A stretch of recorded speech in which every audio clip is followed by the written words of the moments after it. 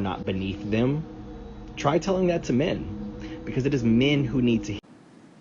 So he's talking about the Tyler Perry comments that has been going around about, if a man is not a breadwinner ordeal. Y'all know what he's talking about.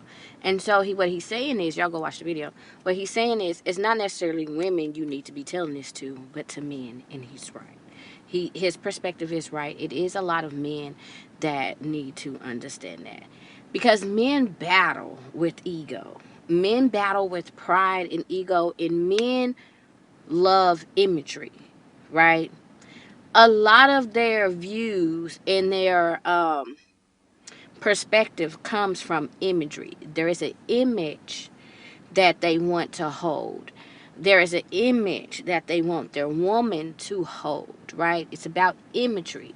Now, a lot of them are only living an image. Like, it's an illusion. It's not actually who they are, and it's not actually their life, but they want the world to see them in a certain manner. It is straight illusion.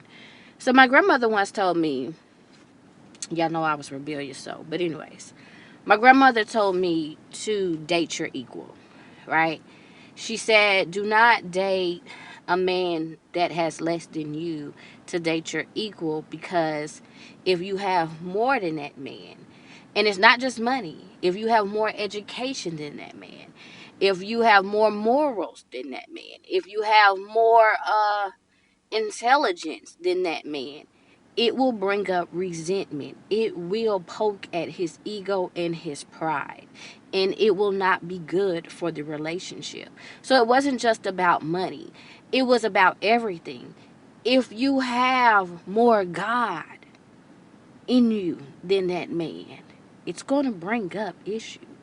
And it's going to be warfare between the two of you. My grandmother was really right. You do have to date your equal, not because you're not capable of not dating your equal, because that man's ego and pride is not capable of dating someone that is higher than him. You get what I'm saying? And so, unless you are with the man who knows how to submit, put in submission his ego and his pride, it will be harmful for you to date a man that has less than you. And so, it is a conversation for men. It's not necessarily a conversation for a woman. A woman can be with a man who is less than. But a man has a hard time being with a woman who is more than, greater than. And it is really embedded in them. And a lot of it comes from religion. A lot of it comes from the church, which is crazy because the church is supposed to teach how to submit to love. In order to submit to God, you have to know how to submit to love, which is why I always chuckle when men want to argue and say men are the leaders of the church and they're not qualified. You cannot be the leader of the church to prepare the church for God and submit to God when you're only teaching people to submit to a man's ego because God is not a man. That's the thing. They be teaching people to submit to the ego of a man, and that's not what you're supposed to be submitting to. You're supposed to submit to love. You're supposed to know your emotions. You're supposed to be able to bridge the space between your heart and your mind. That's what you're supposed to bring into unity, where the two become one and they're no longer separated.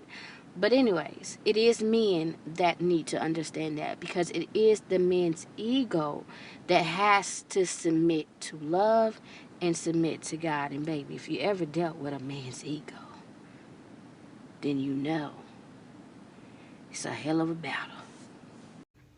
And I want to add this. Listen, if you're a woman and you're willing to date a man who makes less money than you, I don't suggest women tell men their financial business. That's just me personally.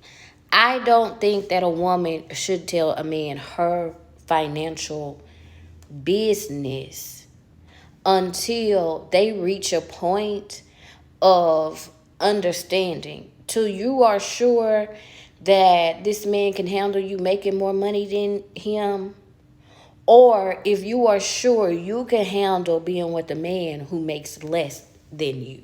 Because, babe, one thing about it, when these men know you make more money than them, they don't want to spend their money.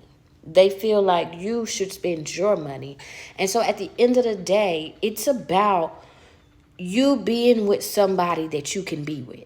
You accepting that person for who they are in totality, and them accepting you in your totality. And baby, y'all just being in love and live your life and not worry about nobody else.